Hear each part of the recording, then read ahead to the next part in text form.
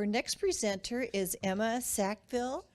Emma attends school at Hampton-Dumont High School and lives in Hampton. She is the daughter of Michelle and Scott Sackville. The title of her project is Gardens for Special Needs Adults. Good afternoon, everyone. My name is Emma Sackville, and today I'm going to be telling you my secret recipe to creating the perfect raised garden. Over the course of the summer, I worked with 4 special needs adults in their home, helping them plant and harvest a raised garden. I also taught them simple and delicious recipes that incorporated this fresh produce. Today, for my recipe, I'm going to be telling you the 5 key ingredients needed to make the perfect raised garden.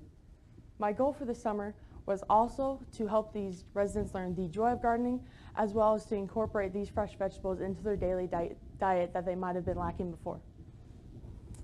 For my first ingredient, I have 3 spoonfuls of helping hands. For my first spoonful, I have Becky Veter. Becky Veter was the employee at Access that I got in touch with when I was first starting my project. For those of you who don't know what Access is, it's actually the company that helps these special needs adults find housing as well as places to work and opportunity for them to get involved in the community. When I was initially starting this project, I learned about how these special needs adults were getting moved from nursing home type living into this housing where they would live with 3 other adults and a full-time aide. Now, when they were living in that nursing home type setting, they were getting planned out meals as well as making sure they were getting all the key nutrients that they needed.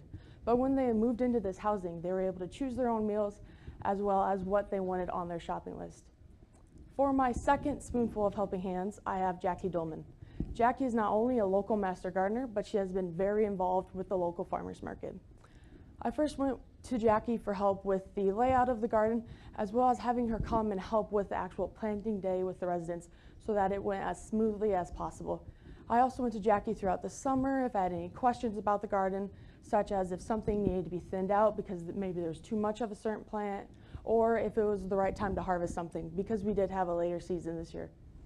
For my third spoonful of helping hands, I have the community.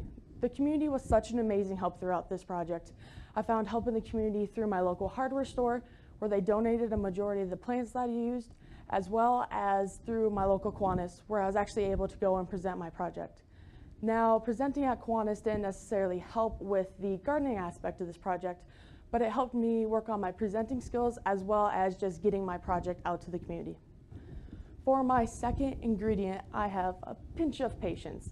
Now, if you've ever gardened before, you know gardening takes time, it takes work, and you have to keep at it and be consistent with it.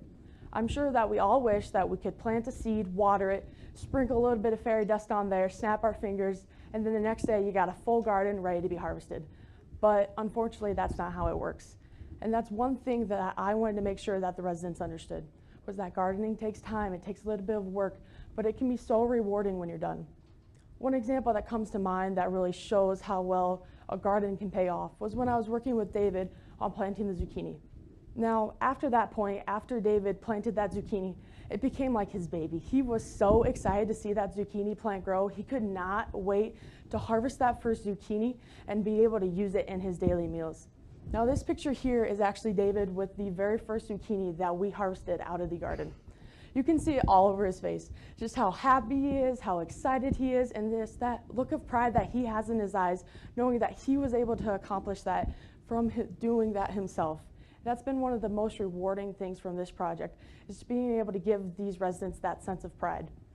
I also had to learn patience when it came to working with one of the residents, Junior. Now, Junior was less involved with the gardening part of this project, and he swore from the very moment that we planted those vegetables that he hated vegetables. But you know who was the first one to go for seconds every time we made, a dish out of the fresh produce from our garden? It was Junior, and that was just one of the most amazing things to see, was just to see him actually become involved with this project in some way. For my third ingredient, I have creativity. Now, creativity was sprinkled all throughout this project. It was in the very beginning when I had to come up with the idea to actually trying to figure out the layout of the garden. The residents really wanted cucumbers in the garden so that we'd be able to make pickles. But if you've ever grown cucumbers before, you know that they like to grow out and they like to take out a large amount of space. And of course, for this garden, we had a limited amount of space to work with, so we weren't going to be able to just let them grow randomly. So what we ended up doing was we took 2 metal rods, put them on either side of the garden, and attached chicken wire to it, and then planted the cucumbers along that chicken wire so that as it grew onto that chicken wire, attached to it, and went up on the chicken wire instead of out onto the garden and the other produce in the garden.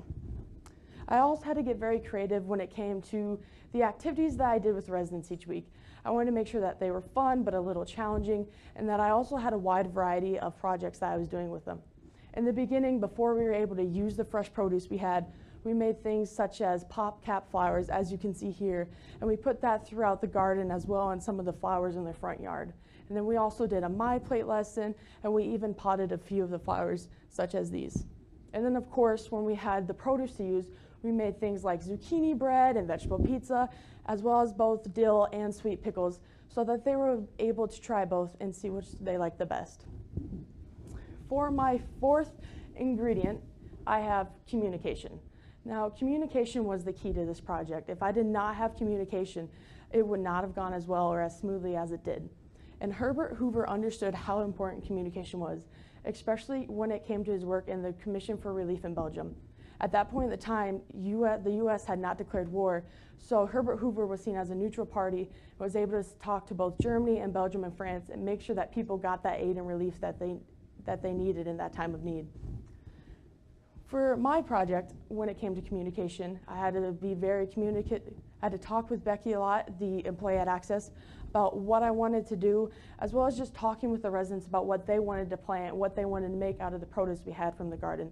And even just talking with the full-time aide that was there and letting them know that what I would be doing each week. It was so important to making sure this project went as smoothly as possible.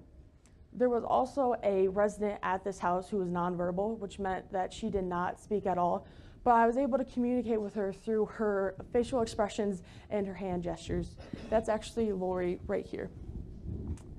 For my fifth and my final ingredient, I have one large dose of friendship. Now, this was by far the best thing that I got out of this project. Getting to know these residents as people and just creating that friendship with them was such an amazing part of this project, and I loved getting to know them and spending all that time with them. They're some of the sweetest, kindest people you will ever meet, and I can't wait to continue working with them in the future. Even now, even though that the summer's over and the garden's done, I'm continuing that friendship by visiting the house a few times every month and just doing those little activities with them still, such as like next week I'm going over and we're going to do these fun Halloween snacks together. So there you have it, folks. Those are the key 5 ingredients needed to make the perfect raised garden. Helping hands, patience, creativity, communication, and friendship. But I'm not done there. I do hope to take this project and actually expand it to all 5 Access houses in the community by a new project that I like to call Adopt a Garden.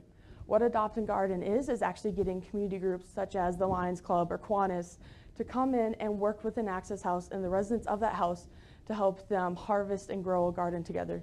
I'm really excited about the future of this project, not only to see what they decide to grow at each house, but to see how each community group makes it their own and they make it unique. And I can't wait to see those friendships grow between the people of the community and the residents of this house. Thank you.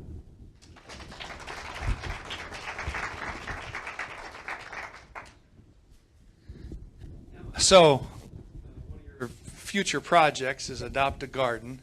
How are you going to convince that old Rotary guy that he wants to help plant a garden and then help weed it? Help weed it. Well, it wouldn't necessarily be them doing all the work. It'd be a lot of them helping the residents do a majority of the work.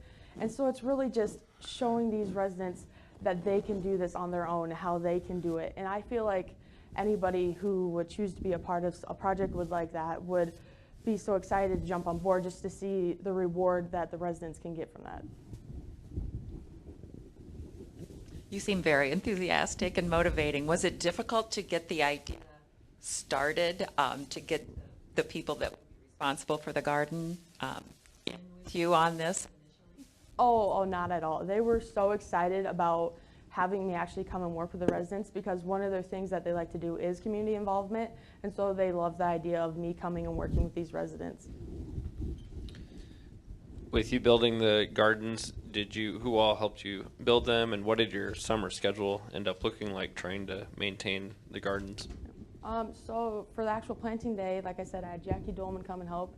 And then the woman in the picture right here is their full-time aide, as well as I had both my parents and my grandparents come and help as well.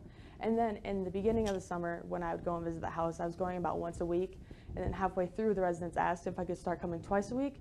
So in the beginning, I came every Tuesday, and then it became every Tuesday and Thursday I would go to the house. Except for, like, say, the day we made pickles, I came over on a Saturday, and that was like an all-day event. For the recipes, did you help with those as well? Yeah, that was very much, I wanted them to do as much as possible so that they'd be able to use the recipes in the future. So it was more of just me telling them how much they would need for each ingredient, and then them doing the recipe for themselves. I heard you mention that someone donated the plants. How did you build the raised gardens, and how did you get funding to build those?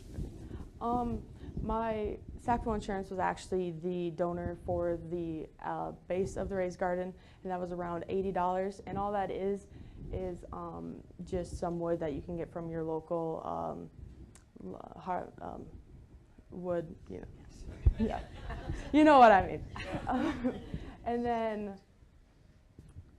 the compost was all donated, as well as the chicken wire in the middle, and because all of the plants were donated, of course, that cut down on the cost. So the only thing we really had to pay for was the wood used. So you have an idea of expanding out into other access houses.